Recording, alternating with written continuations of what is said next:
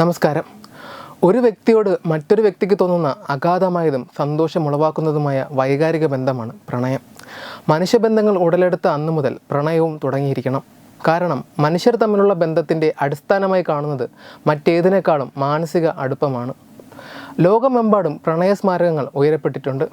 ആഗ്ര നദിക്കരയിൽ ഷാജഹാൻ തൻ്റെ പത്നി മുംതാസിൻ്റെ ഓർമ്മയ്ക്കായി പണിതുയർത്തിയ താജ്മഹൽ അത്തരമൊരു പ്രണയസ്മാരകമാണ്.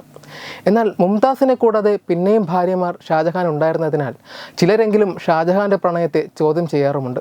എന്തായാലും പ്രണയത്തിൻ്റെ സ്മാരകമായാണ് താജ്മഹൽ ഇന്നും വിലയിരുത്തപ്പെടുന്നത്. ആഗ്രയിൽ നിന്നും 923 കിലോമീറ്റർ അപ്പുറത്ത് ബീഹാറിലെ പൊടിക്കാറ്റ് വീശിയടിക്കുന്ന മരുഭൂമി പോലെ വരണ്ടു കിടക്കുന്ന ഗഹലോർ മലനിരകളിൽ നമുക്ക് ഒരു താജ്മഹൽ കൂടി കാണാനാകും. ആയിരക്കണക്കിന് തൊഴിലാളികളെ ഉപയോഗിച്ച് 20 വർഷങ്ങൾ കൊണ്ട് ഷാജഹാൻ ചക്രവർത്തി മാർബിളിൽ തീർത്ത താജ്മഹലല്ല. അകാലത്തിൽ ഭാര്യ മരിച്ചതിൻ്റെ ദുഃഖം ദരിദ്രനായ ഒരു ദളിതൻ്റെ മനസ്സിനെ ഉലച്ചതിൻ്റെ ഫലമാണ് ഗഹലോറിലെ ഈ സ്മാരകം. പ്രിയതമയുടെ പ്രാണൻ കവർന്ന പർവ്വതത്തിൻ്റെ നെഞ്ചു പിളർന്ന് റോഡ് വെട്ടിയാണ് ദശരഥ് മാഞ്ചി എന്ന സാധാരണക്കാരിൽ സാധാരണക്കാരനായ ഒരു മനുഷ്യൻ കണക്ക് തീർത്തത്. തൻ്റെ ചോരയും നീരും നൽകി 22 വർഷം എടുത്താണ് ദശരഥ് ആ ഉദ്യമം പൂർത്തിയാക്കിയത്. ബീഹാറിലെ ഗയയ്ക്ക് സമീപമുള്ള ഗ്രാമമാണ് ഗഹലോർ. മലനിരകളാൽ ചുറ്റപ്പെട്ട ഗ്രാമത്തിലെ ജനങ്ങളിൽ ഭൂരിഭാഗവും ദളിത് മുസഹറുകളാണ്. കൃഷിപ്പണിയാണ് ഇവരുടെ പ്രധാന തൊഴിൽ.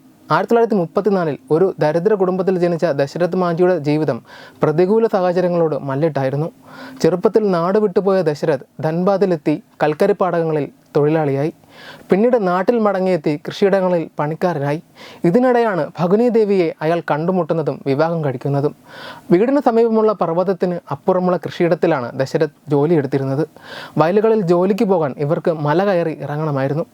ദശരഥന് ഉച്ചഭക്ഷണവുമായി വന്ന ഭഗുനി ദേവി ഒരു ദിവസം മലമുകളിൽ നിന്ന് കാൽവഴുതി താഴേക്ക് പതിച്ചു. 1959 സംഭവം. ഗുരുതരമായി പരുക്കേറ്റ ഭഗുനി ദേവിയെ ആശുപത്രിയിൽ എത്തിക്കാൻ ചെങ്കുത്തായ മല തടസ്സമായതോടെ ഗ്രാമത്തിലെ ഒരു വൈദ്യനാണ് അവരെ ചികിത്സിച്ചത്. പരുക്കുകളിൽ നിന്ന് മോചിതയാകാതെ 2 വർഷത്തിന് ശേഷം ഭഗുനി ദേവി മരിച്ചു.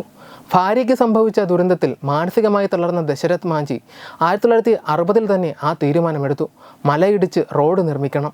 ഇനി ആർക്കും ഇത്തരം ദുരന്തം നേരിടേണ്ടി വരരുതെന്ന നിശ്ചയദാർഢ്യമായിരുന്നു ആ തീരുമാനത്തിന് പിന്നിൽ.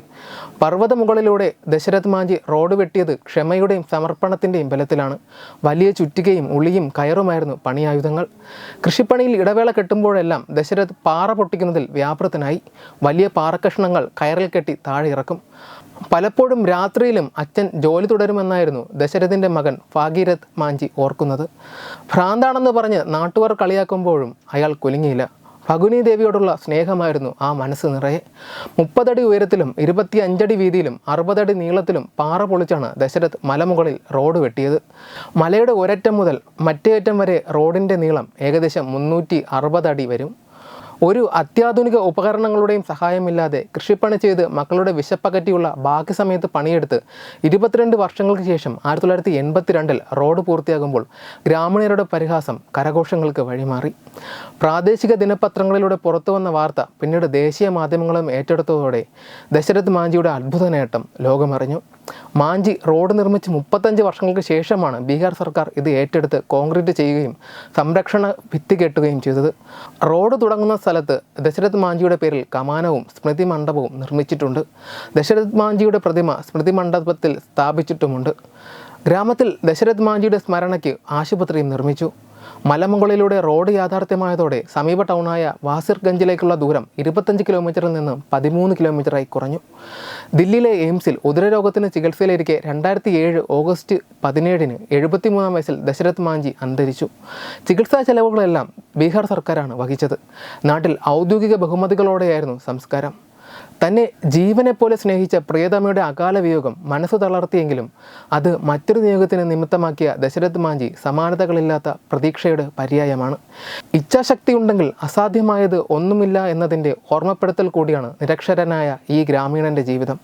സത്യത്തിൽ നമ്മുടെ കുട്ടികൾ അറിഞ്ഞിരിക്കേണ്ട അല്ലെങ്കിൽ അവരുടെ പാഠപുസ്തകങ്ങളിൽ ഉൾപ്പെടുത്തേണ്ട പാഠമാണ് ദശരഥ് മാഞ്ചിയും അദ്ദേഹത്തിൻ്റെ ജീവിതവും. വെബ് ഡെസ്ക് തത്തുമീ ന്യൂസ്.